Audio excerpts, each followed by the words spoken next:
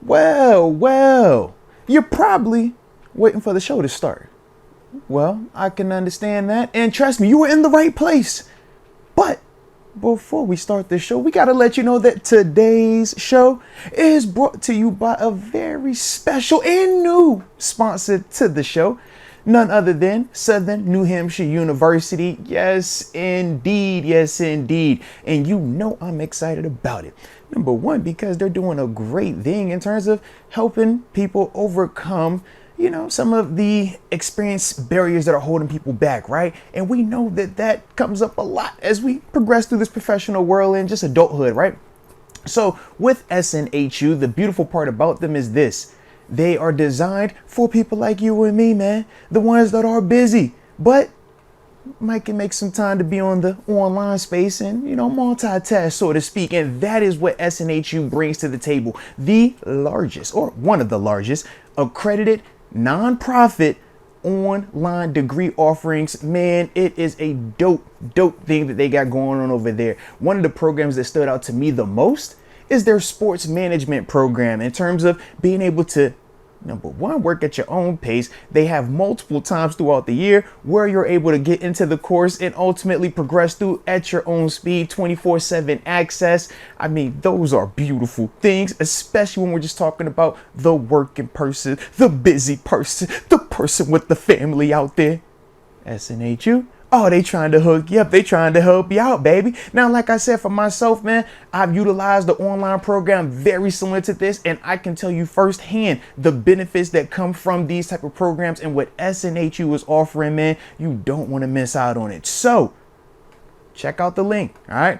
snhu.edu/Arthur Moats. All right, you check that out. Obviously, this is all in the description as well.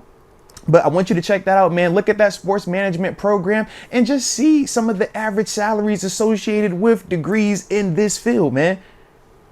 Could definitely be something that might motivate you, make you want to go out there and do something special out there and, ultimately put yourself on an even better trajectory. But with that being the case, you see right here, SNHU, Southern New Hampshire University. I stand by them, and as always, keep being great. But now I think it's time to get back to the show. So, you already know, don't touch that dial, baby. Now he also says, hot take, Kenny was good, but the competitiveness of the NFL and the expectations are so high that we didn't want to wait for him to grow. We wanted a Mahomes. That's also fair. You know it's fair. We wanted him out there. We wanted him now. And we wanted him to be great now. Well, I get that. I think we are impatient. I was willing to see Kenny for year 3. Mm-hmm. Like, I don't put me in that category. I think a lot of people in the chat and a lot of Steeler Nation, I would say reflected what King Whooper is saying here for sure. I mean, they were ready to can Kenny mid-season last year. Well, we were still winning games, and he was having some game-winning drives. I mean, it's a quarterback-driven league. That's why every year you see quarterbacks taken in the first round, right? Quarterback. So their mindset was, if he hasn't shown that ability or consistency within that year, they're like, nah, I'm ready to move on. Because a lot of people are impatient. A lot of people want to get the next one. And we always hear everybody marketed as the next great quarterback. The next, this is the steal. That's going to be the steal of the draft. That's going to be the new guy. So everybody's eager. But you got to have patience, man. In some cases. Yeah. Just crazy how it all played out. Yeah. But his exit was not because of fans. His exit was not because of the coaching staff. His exit was, though, due to him. Let's also throw that out there. We were impatient at times, but we did not move on from him. He moved on from us. Let's make sure we throw that out there. He broke up with us first. Yeah, I was ready to see what he could do with the new offensive coordinator year 3. The big problem with him, and I've said it how many times, is the injuries. We weren't able to have any continuity with him out there. Go back to his rookie year and then definitely last year. It's like some stuff good would be happening, and then he'd get hurt, and we'd kind of be taking a step back. And then just when we fire Canada, Kenny has his best complete game out there. He gets hurt the next game against Arizona. Raiders were about to score from like the 1 yard line.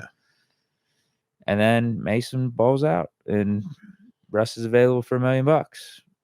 And Kenny doesn't like that we picked up Russ for $1 million, and there you have it. Yeah. If we just re-sign Mason and that's the competition, I think Kenny's still here. I even think if we traded for Fields before the Russ Wilson sign, if it was just Fields and Kenny, I think Kenny sticks around. I think there was some about us getting Russ. I don't know about the Fields one. Really? I think yes to the Russ, or not to. I think yes to the Mason. I think yes if it's Mitch. I think those type of dudes. Sure. I don't know how he reacts to Justin Fields though, because at that time, think about the hype and the buzz of if we would have been trading for a Justin Fields, how this fan base would have reacted. I mean, we went crazy when we got Russ, and then went even crazier when Fields came here, even after we already had Russ, because it was Fields.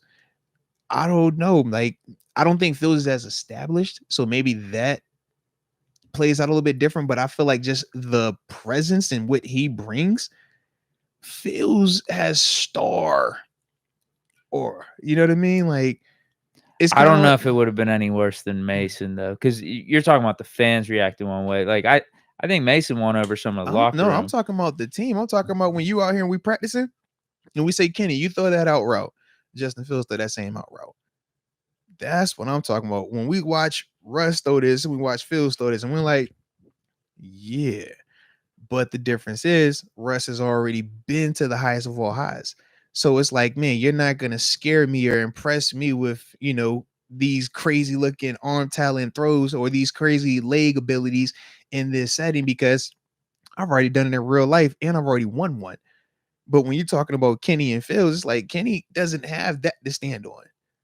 And if they're just simply comparing like career to career, it's like, man, it's what, right?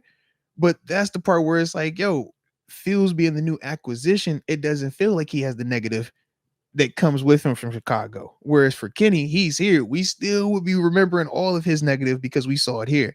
And that's the only part where I'm just like, because of how he reacted to this Russ thing, I'm like, yo, how would he have handled that? I don't know. I wish we could have saw it. That would have been whack. I'm not a fan of how this is a trash move here. Oh, I'm not a fan of how he handled the Russ signing either completely. Yeah. But I think I understand it more because there's just more that comes with you signing a Russ, and I think. But it's like there's like an automatic leadership that Russ brings and a cachet. Yeah, and I understand what you're saying about like the Fields and the wow factor and the athleticism and stuff, but he hasn't proven anything in the league. I just would have had him and Kenny like in the same spot. But he has proven stuff in this league. Yeah, but I mean, not to the degree where Chicago is winning anything, or they're in the same spot. Like, fair, you get what I mean? But I do. I'm just saying, in terms of how dudes view those two, it's a lot more. Like, my point is, I think it would have been. Yeah, I don't know if it's the same degree. You could tell me if I'm wrong, but if Mason would have resigned, I think the players would have been leaning Mason throughout this offseason because of how last year ended. To an extent, yes. I mean, Kenny would have been dealing with that no matter what. Though I think it's a different fight if it's Mason, though, because Mason has already failed here, and that was literally the only time we've ever seen Mason look like that. So I think you would still have some people that would support it, and then others wondering, okay, was that a flash or not? Can he do it for a whole offseason and actually beat out Kenny Pickett if they face each other every single day? But we already knew going into this offseason that Kenny was going to have the leg up if that was the case. So that was the part where, like, when we kept joking, we're like, yo, is it a competition if it's really Mason? Or are they just bringing Kenny back and it's going to be Kenny?